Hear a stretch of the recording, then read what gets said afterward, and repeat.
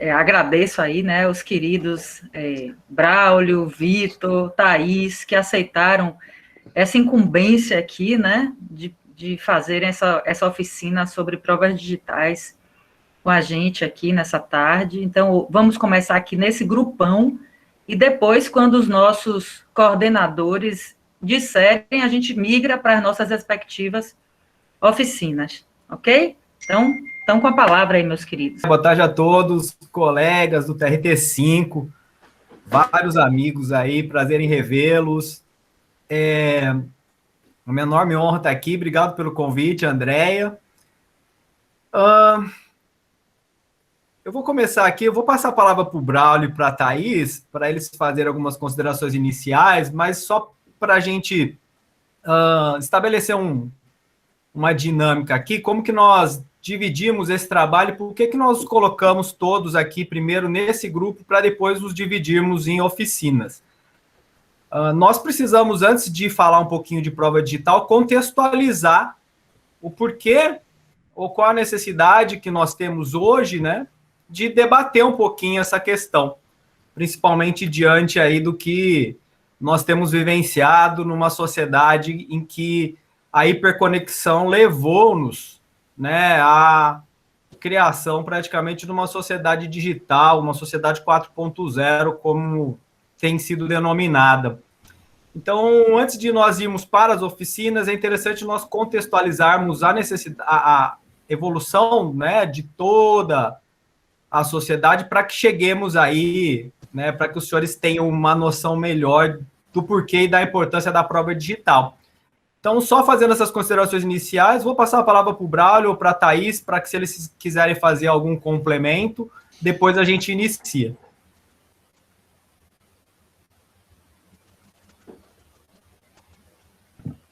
Boa tarde a todos. Andréa, muito obrigada pelo convite. É sempre um prazer contribuir aí com a Escola Judicial, da maneira que eu puder.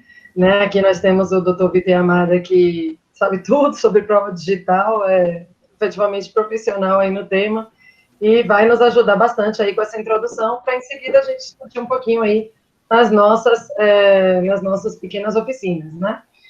Então, muito obrigada, Dé, é um prazer estar aqui com todos vocês, conheço, acho que todo mundo, né? E a gente se vê nas oficinas mais tarde. Braulio, é com você. Obrigado, Thaís, obrigado, Vitor, boa tarde a todos. Andréia, trago um abraço aqui do Fernando Hoffman, que é o colega aqui da Escola Judicial, mandou um abraço a você, ao Jefferson, e é prazer estar aqui mais uma vez, né? Quando você me convidou, eu fiquei pensando, o que é que eu vou fazer? Como é que nós vamos tocar esse negócio, né? Mas aí, como era uma questão de oficina, e o Vitor aí foi fantástico em ceder aí o conhecimento dele, a gente discutiu uma metodologia, e aí o Vitor vai explicar um pouco mais e tal, como é que a gente vai trabalhar, mas o que é fundamental, que eu acho que essa deve ser a nossa atitude sempre nesse assunto, assim, não tem resposta certa. Porque, primeiro que nós estamos começando a navegar por águas que a gente não navegou antes. Isso é muito novo para todo mundo, né? E é preciso paciência, é preciso curiosidade, mas é preciso saber também que é algo bem legal, que vale a pena conhecer, vale a pena gastar o tempo, gastar os neurônios aí, a massa cinzenta, para estudar esse assunto. A gente não pode ficar alheio a esse tempo, né? Existe uma expressão que os portugueses gostam que se chama literacia digital. Então, nós não podemos ser analfabetos digital, nós não precisamos ter PhD em tecnologia, mas a gente precisa saber um pouco mais para poder bem decidir os nossos casos e bem conduzir os processos que estão sob nossos cuidados. Então, a ideia hoje é trazer insights, despertar a curiosidade de vocês e fazer uma brincadeira aqui, né? Um jogo aqui nessa oficina e ver até onde vocês conseguem ir num trabalho de grupo, coletivo, tá bom? Espero que tenhamos uma tarde bem agradável e é um prazer, mais uma vez, rever vários colegas aqui. Obrigado.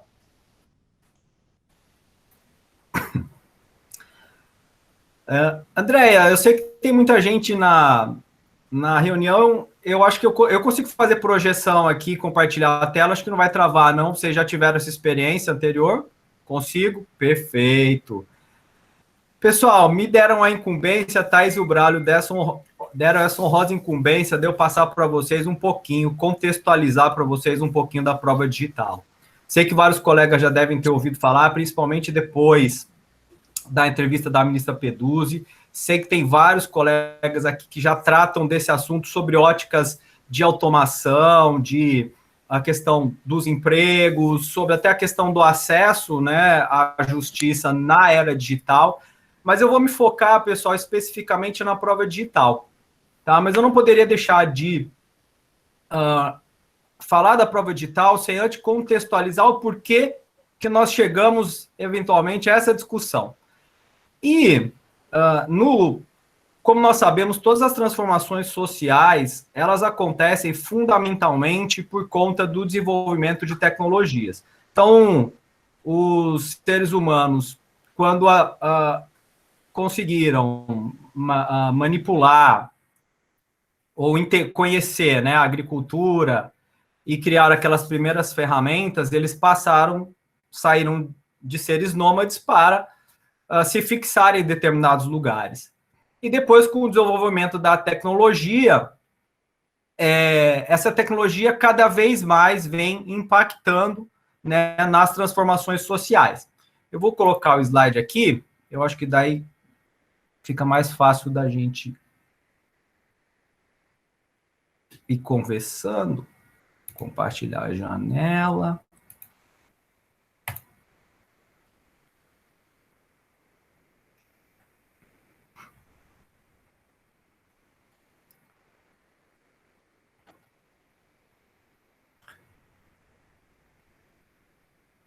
Para mim está compartilhado. Está todo mundo vendo aí? Me dá um ok, André, obrigado.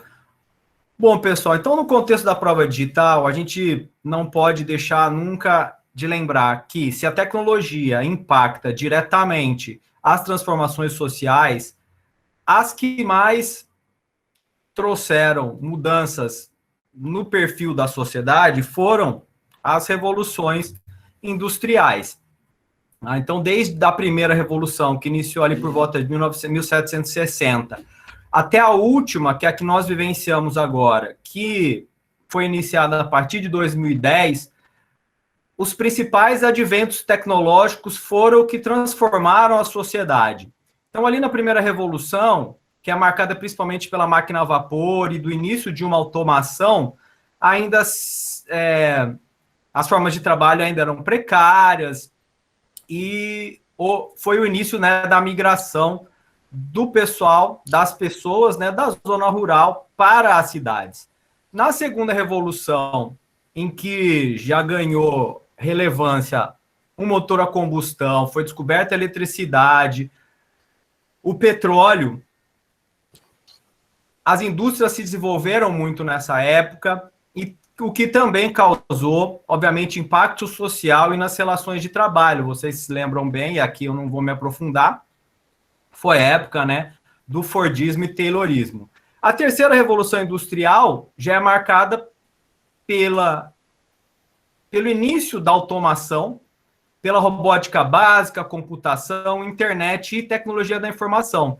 Até que nós chegamos a essa revolução que nós vivemos hoje, marcada principalmente pelo que a gente chama de sistemas cyberfísicos, né, que são sistemas automatizados de produção que não dependem mais, às vezes, em nenhuma das pontas de qualquer atividade humana. O que importa saber nessa cronologia, pessoal, é perceber, é que da primeira para a segunda e da segunda para a terceira revoluções, levou-se aproximadamente quase 100 anos. Já para essa última revolução industrial, o período praticamente encurtou pela metade, levou em torno de 50 a 60 anos. E por que isso aconteceu? Nessa terceira revolução industrial, dentre essas suas características, as principais, a meu ver, que fizeram com que a sociedade se transformasse mais rapidamente, foram o avanço tecnológico e principalmente a criação da internet, que, nas palavras do professor Pierre Levy, iniciou a difusão do que ele chama de ciberespaço.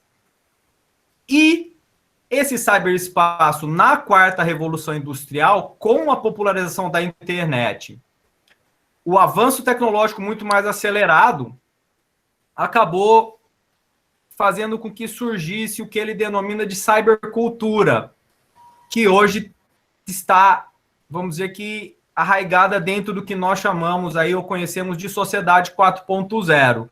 Eu sei que essas numerações são meio, parece que clichês, mas é uma forma de nós compreendermos como que essa evolução se deu. E vejam como essa evolução foi rápida, pessoal. Em 1990, nós tínhamos muita eletrônica, muitos aparelhos eletrônicos, como vocês podem ver aí. Eu acredito que a grande maioria de vocês deve ter utilizado alguns ou todos esses aparelhos uma vez na vida. Alguns eu sei que já são de uma década posterior, né? Que não devem ter visto. Meus filhos, por exemplo, se eu mostrar essa figura para eles, eles vão olhar e vão falar: pai, isso aí é o quê? Esse computador aí antigo, não desconheço, né? Ou esse Atari, por exemplo. Essa eletrônica, que na época foi considerada extremamente avançada, em 20 anos foi condensada num único equipamento, que é esse pequenininho aí, que eu acredito que todos conheçam, né? Esse todo mundo já viu alguma vez na vida. Obviamente, né, pessoal? Todos nós hoje praticamente somos reféns desse pequeno aparelho que condensou toda essa tecnologia num único dispositivo. E quem não acompanhou essa evolução tecnológica acabou sucumbindo. Vocês se recordam dessas empresas aí? Tenho certeza também que muitos devem se lembrar. Algumas, inclusive, já da indústria 3.0 e já criadas após o advento da internet. Por exemplo, o Netscape, o Orkut, etc. E o ICQ, aqui é o finalzinho. Essas empresas todas ou faliram ou hoje não têm a mesma representatividade econômica, né, no mundo globalizado e foram substituídos por essas outras aqui. Essas eu tenho certeza que todos conhecem ou pelo menos já ouviram falar. Essa mudança tecnológica extremamente rápida fez com que a sociedade se desenvolvesse de uma fase analógica, vamos assim dizer, para uma fase digital muito rapidamente. Então, essa cybercultura, ela acabou se difundindo nesse cyberespaço de uma forma muito acelerada. Então, nós temos aí em pouco tempo, né, saímos do disco de vinil para fita cassete, para o CD e agora para plataformas, né, de streaming de áudio, que nem o Spotify, o Deezer e outras, né, o Apple Music e outras tantas aí que nós já conhecemos. Essa sociedade 4.0, então, pessoal, tem por marca principal uma evolução muito acelerada, uma transformação muito acelerada, a ponto de, no ano de 2005, né, nessa foto que vocês podem ver aí da posse do Papa Bento XVI, vocês veem aí na praça de São Pedro ali, várias pessoas, como é natural. E se vocês observarem aqui no cantinho inferior direito meu, um celular de flip ainda.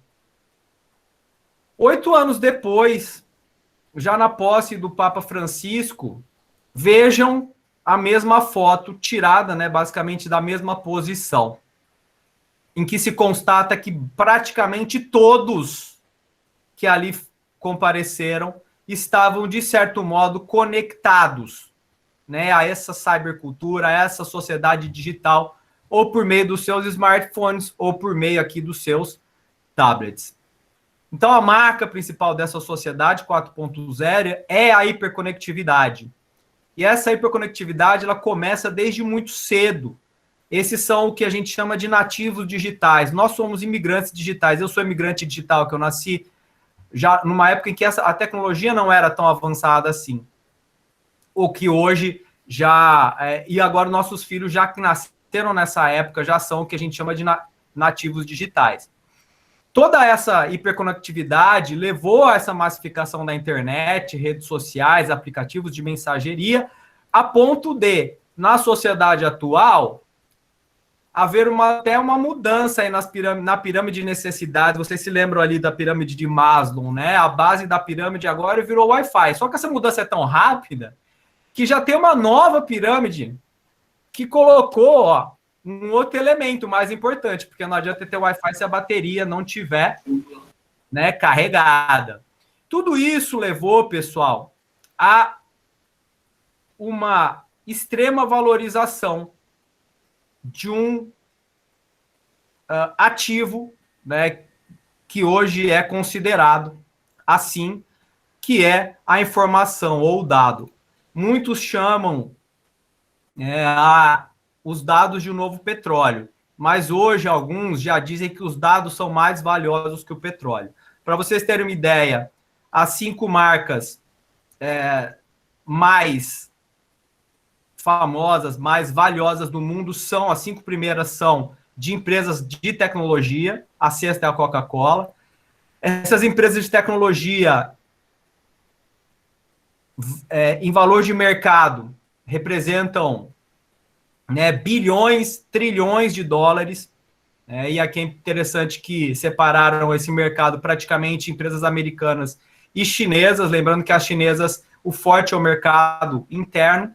E esses dados hoje, esses dados que estão soltos aí no mundo digital, valem muito dinheiro, inclusive para as pessoas, a ponto de, hoje, os bens digitais serem considerados um ativo aí, que inclusive pode ser objeto de herança. Não sei se vocês já viram, mas no Facebook, o Facebook permite que você indique uma conta de alguém que será o responsável por aquela conta do Facebook, caso a pessoa venha a falecer. Isso também levou as empresas de alta tecnologia àqueles problemas que nós já conhecíamos de outras épocas, por exemplo, abuso de poder econômico. O Google foi multado diversas vezes, mas mesmo assim registrou recordes de receita, vazamento de dados, né, que impactam até em eleições, como ocorreu no Facebook, no mesmo ano que ele, um ano depois do escândalo da Cambridge Analytica, o Facebook foi condenado a pagar 5 bilhões de multa e ainda assim teve uma receita só no primeiro trimestre daquele ano de 2019 de 15 bilhões. Então, para ele pagar 5 bilhões, não serviu, vamos dizer, como forma pedagógica. E outra consequência nefasta é o roubo, tráfico e sequestro de dados, como vocês já conhecem e vocês já viram acontecer em relação àqueles casos especificamente do STJ e, mais recentemente, do Tribunal de Justiça do Rio Grande do Sul. Bauman já alertava sobre os problemas dessa sociedade, em que há uma vigilância e um controle desenfreados por meio, né, de ferramentas tecnológicas, por meio de equipamentos tecnológicos. E Deleuze já, há décadas atrás, dizia que nessa sociedade nós todos somos seres divisíveis, que somos representados por perfis dinâmicos, né, que são analisados por palavras-chave e padrões de comportamento. E essa sociedade, senhores, colegas, não tenham dúvidas, ela existe. Vocês devem se recordar do caso em que o Snowden denunciou, né, que o sistema da NSA conseguia monitorar toda a atividade de todo o mundo, não só apenas dos americanos, e conseguiu identificar em tempo real, por exemplo, o que você estava digitando nas suas redes sociais, para vocês verem o nível em que chegou nossas tecnologias. Vocês já devem ter ouvido falar também dessa, entre aspas, lenda urbana, de que o Facebook escuta nossas conversas, porque isso não é lenda urbana, sabe o que acontecia. E se vocês quiserem assistir, tem um filminho que chama Privacidade Hackeada, que trata muito bem desses assuntos. O que eu quero dizer para os senhores, colegas, hoje, os dados são você. Os dados somos cada um de nós. E aí, quando nós falamos em dados ou evasão dessas informações, nós sempre vamos colocar em confronto, temos a comodidade, que essa vida ou essa tecnologia nos proporciona, ou defendermos a nossa privacidade. E aí a Linda Doyle diz o seguinte, que a privacidade se tornou uma moeda. Você paga por serviços gratuitos com suas informações pessoais. E aí eu pergunto aos senhores, a vocês, qual é o preço que se paga pela comodidade dos serviços gratuitos prestados ou oferecidos na web? E a resposta é bastante simples. Se você não está pagando por um serviço, você é o produto. Tá? Então, quando nós abrimos mão da nossa comodidade, da nossa privacidade, para que tenhamos a comodidade dos serviços que os aplicativos nos oferecem, nós acabamos fornecendo de forma, entre aspas, gratuita, os nossos dados pessoais para essas empresas, para essas gigantes da tecnologia. Eu gosto de utilizar essa figura, e aí muitos não vão conhecer, essa foi considerada a luta do século entre George Foreman e Muhammad Ali, aconteceu em 1974. E é a luta que nós estamos vivenciando, talvez a luta do próximo século seja entre a comodidade e a privacidade. Entre a Big Data, a internet das coisas, inteligência artificial e aprendizado de máquina, e a privacidade, intimidade, vida privada e honra. E aí, naquela oportunidade, quem venceu foi, aqui representando apenas, tá, pessoal? Foi Ali, né? Que se preparou para essa luta como nunca antes havia se preparado em toda a sua carreira. Mas eu não sei lhe dizer quem vai vencer nessa luta aí entre comodidade e privacidade.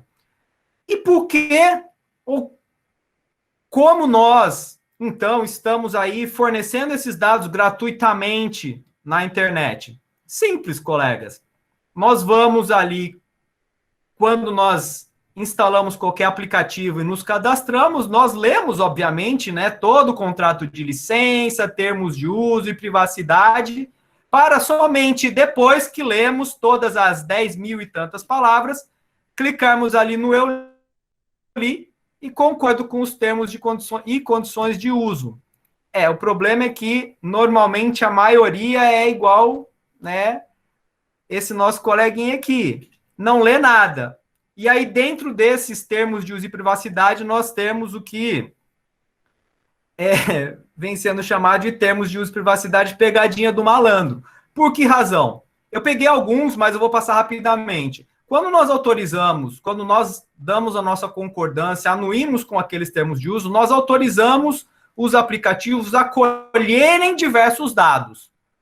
Mas são vários dados, colegas. Se vocês tiverem curiosidade, vão lá.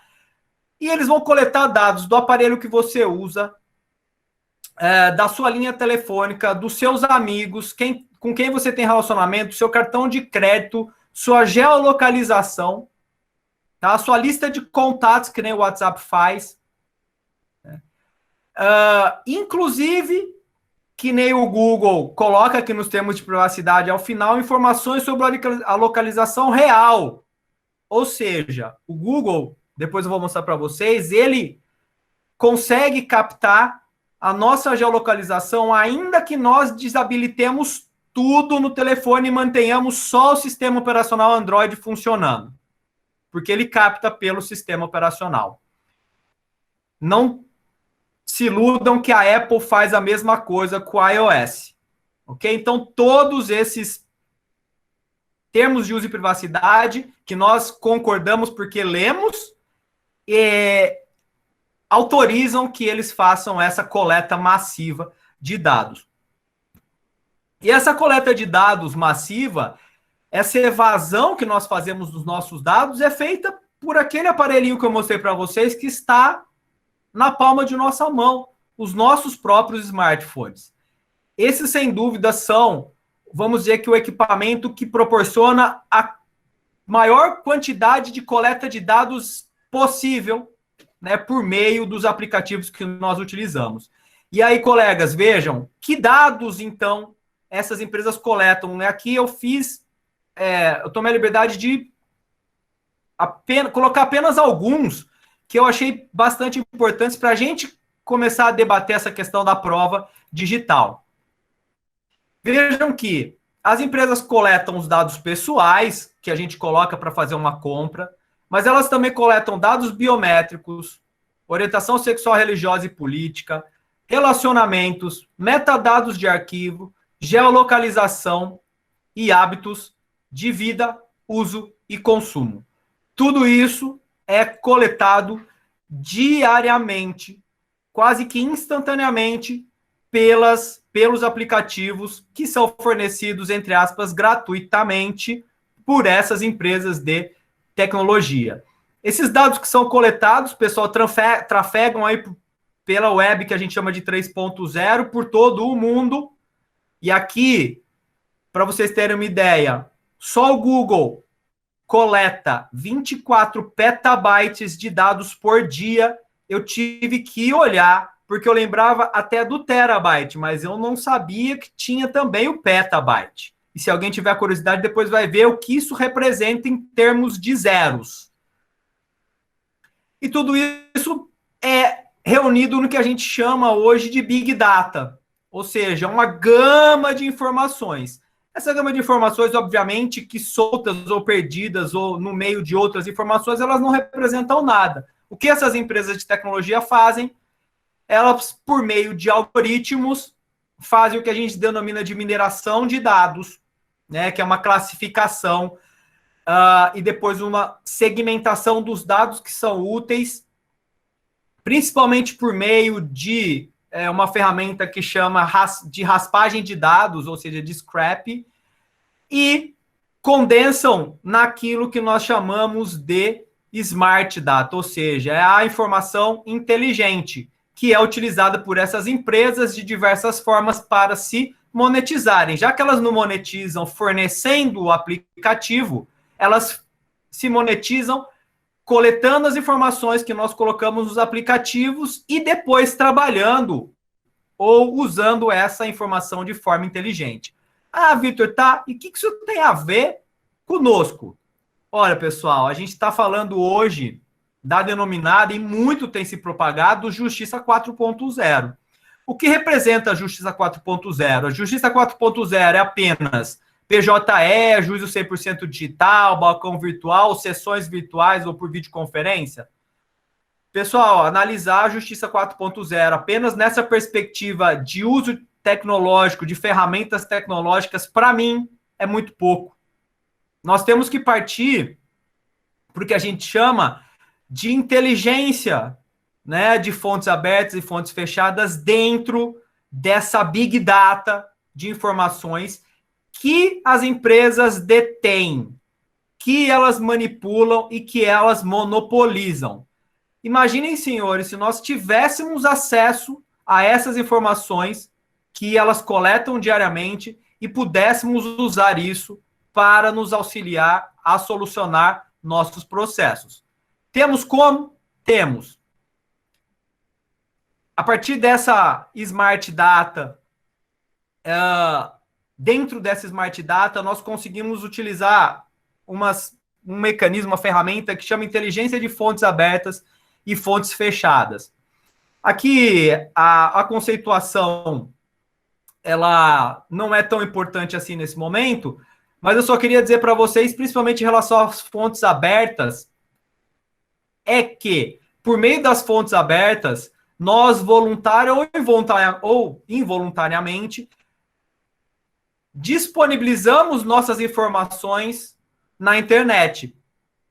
Então, nós evadimos nossa privacidade, nós abrimos mão da privacidade quando nós fazemos uma postagem no Instagram ou fazemos uma postagem no Facebook. Ainda que essa postagem seja restrita apenas a amigos, ela deixa de ser algo relacionado à sua privacidade. A única diferença é que uma postagem restrita é o alcance dessa privacidade, mas nada impede que você utilize essa postagem eventualmente no processo judicial. Para vocês terem uma ideia como essa inteligência de fontes abertas, que é chamada de OSINT, ela é utilizada nos dias atuais. Aqui ficou um errinho, eu vou excluir esse S, porque o OSINT com 2 S é a inteligência das redes sociais. Vocês veem nesse diagrama a quantidade de ferramentas, algumas pagas, outras gratuitas, a maioria gratuitas com opção de pagamento, que nós podemos utilizar para fazer essa mineração de dados, para fazer essa raspagem de dados e utilizar apenas aqueles que nos interessam. Eu vou citar algumas delas, pessoal, porque vocês concordam comigo que nesse tempo que eu já estou estourando, não teria como falar sobre todas. Mas, por exemplo, uma ferramenta que nós usamos muito, motores de busca. Por meio dos motores de busca, principalmente Google, nós temos condições de coletar diversos dados pessoais das pessoas na internet. Há ainda dentro dos motores de busca opções de buscas mais precisas, que são por palavras regulares, que nós chamamos, que permitem um resultado mais filtrado, mais preciso em relação àquilo que nós estamos procurando. Esses motores de busca permitem, inclusive, e aí é uma das...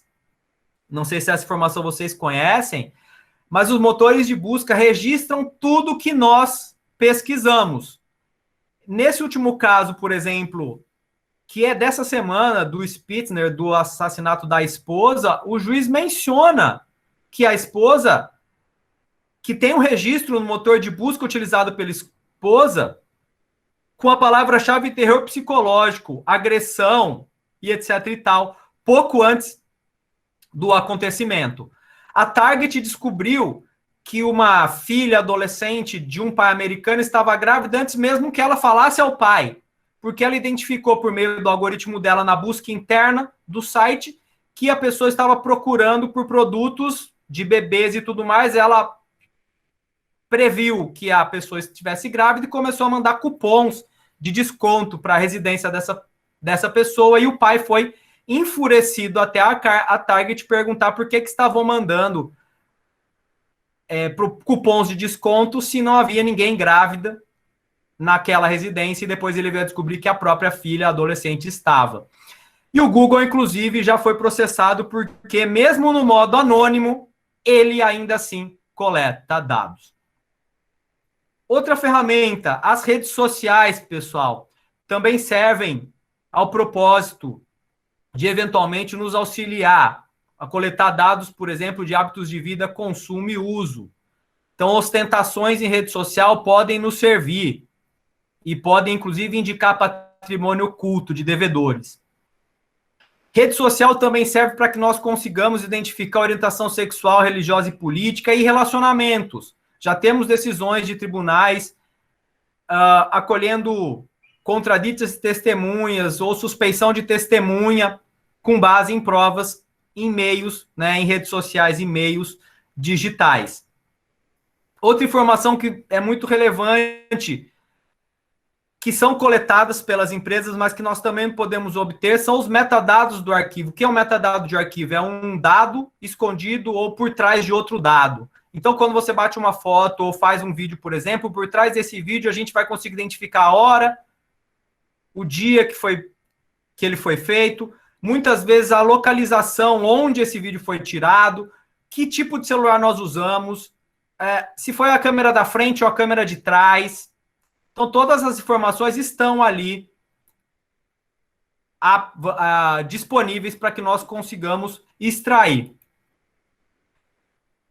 Uma das ferramentas que eu reputo mais importante, vocês já devem estar pensando comigo aqui, é a geolocalização. Nós conseguimos, por exemplo, identificar onde a pessoa esteve, o dia, o horário, o local, numa exatidão que às vezes assusta, tá? Inclusive, essa geolocalização já é admitida, e aí é o caso recente da Marielle, depois de anos solicitando e o Google se recusando, o STF determinou que o Google apresentasse os dados de geolocalização que foram registrados por meio do sistema operacional Android. Outra forma de geolocalização que a gente pode utilizar também é por meio das estações rádio base dos telefones celulares, aplicativos que guardam essa geolocalização como o Waze, e aplicativos de banco. Aplicativos de banco, normalmente, além de registrar a forma de acesso, se é biometria facial, se é digital ou se é por meio de senha, ele também registra o IP e registra a geolocalização, onde você estava quando você acessou o Internet Banking. Dados biométricos também, as empresas coletam E uma informação recente foi a surgida no caso, né, do assassinato lá do menino Henry, em que um aplicativo identificou que o acusado deu 81 passos e andou 61 metros na madrugada da morte da criança, em que ele alega que estava assistindo o filme. Não sei se vocês acompanharam, né, o desenrolar desses acontecimentos. Todos esses dados são coletados, eles estão lá. As empresas detêm o monopólio e elas dificultam ao máximo entregá-los porque isso vale dinheiro. Informação vale muito dinheiro hoje em dia, pessoal. Esses dados são todos dados digitais que estão lá. Se eles são dados digitais, eles são provas digitais. Se eles são provas digitais, como nós vamos utilizar essas provas ou como nós vamos transportar essas provas para dentro dos processos para que elas nos auxiliem, né, na formação do nosso convencimento, na busca da verdade real? A primeira pergunta que eu acho que nós nos fazemos é: a legislação permite que nós façamos isso? E aí eu digo com toda certeza para vocês, colegas, sim. Tanto o Marco Civil da Internet, quanto a Lei Geral de Proteção de Dados e o Código de Processo Civil não só permitem a produção desse meio de prova, como admitem, né, a requisição dessas provas de quem detém a guarda, né, para fazer prova no processo judicial. E aqui eu indico para vocês, né, quais são aí os dispositivos normativos. Beleza, ok, Vitor, nós conseguimos a prova. Como nós vamos ter a garantia de que essa prova é válida? Ou como nós vamos garantir a validade? Aqui eu vou passar rapidamente também. E esses princípios que eu coloco aqui para vocês, colegas, ainda está sendo construído. Estão sendo construídos porque nós não temos efetivamente ainda doutrinas específicas tratando dessa matéria. Nós temos ali muita doutrina falando de direito digital, algumas falando de prova digital, mas nada que tenha ainda grande, vamos dizer que, repercussão, até por conta, né, da matéria ser muito nova, ser muito recente. Então, observados esses princípios de autenticidade, integridade, imutabilidade, temporariedade, publicidade, cadeia de custódia, a prova digital deve, assim, ser considerada válida. Para finalizar, pessoal, e depois de tudo que eu passei para vocês, eu sei que eu vomitei informação em vocês, peço até desculpas por ter acelerado um pouquinho, mas é que nós temos ainda as oficinas e lá nós vamos poder discutir aí com cada um dos coordenadores um pouquinho mais a respeito dessas provas. Hoje em dia, a única forma de você se proteger, isso eu digo com toda certeza para vocês, é se você utilizar esse meio de comunicação aqui, ó. Se não for esse, qualquer outro meio eletrônico que seja, vai gerar um dado que vai ser capturado e que vai constar de um banco de dados de alguma empresa. Se nós sairmos aqui, então, da nossa realidade e formos nos transportarmos aqui para dentro, e aqui eu tiro esse exemplo para dentro da Matrix, quem é da década de 90 também vai lembrar desse filme, né? Lá nesse filme, quando Morpheus encontra a Neo, ele oferece a Neo a pílula azul, e se ele tomasse a pílula azul, ele ia esquecer que tinha conhecido o Morpheus, ia voltar à vida dele comum, ou a pílula vermelha, em que lhe seria, então, mostrada a verdadeira realidade. Eu resumo isso praticamente em 2 frases. Eu gosto de usar essas 2 frases. Nós podemos optar hoje pela ignorância e dizermos, não, a ignorância é uma bênção, melhor a gente não tratar desse assunto, vai dar muita complicação nos nossos processos, ou nós podemos ir realmente em busca da verdade, né? A verdade vai nos libertar para que nós entendamos melhor, né, o que é essa prova digital. E aí, voltando à nossa realidade, pessoal, a minha última mensagem, a mensagem que eu posso deixar para todos vocês é: construa um mindset digital. Ok, pessoal? Então, essa é uma pequena introdução do que é a prova digital e por que nós chegamos, né, a essa discussão aqui no dia de hoje. Tá? Então, eu vou abrir a palavra para o Braulio e para a Thaís, caso queiram fazer algum complemento sobre o que eu já coloquei aqui a vocês. Senão, a gente pode partir cada um para a sua oficina, e lá a gente vai trabalhar 3 casos práticos, né? Obviamente que essas informações que eu trouxe para vocês, para muitos é novidade, para outros nem tanto, mas eu queria que vocês só abrissem a mente para o que é possível, para aquilo que é viável nós trazermos para o processo. Braulio, está com a palavra, meu amigo. Obrigado, Vitor. Na verdade, é só... Eu acho que o exercício, né, que nós produzimos, a gente vai explicar lá, né? É isso ou já quer explicar aqui? Explicamos lá no grupo. Eu acho que sim, Braulio, podemos explicar no grupo. Então, tá bom. Então, não tenho nada para complementar, não. Só vamos lá trabalhar no... Vamos nos organizar aí para fazer para fazer a nossa oficina. Todo mundo tem o link, né? Andréia, eu acho que o do meu é aquele que você me mandou, não é isso? Que a escola mandou para mim, né? Isso, e eu coloquei aqui no chat também. Tá.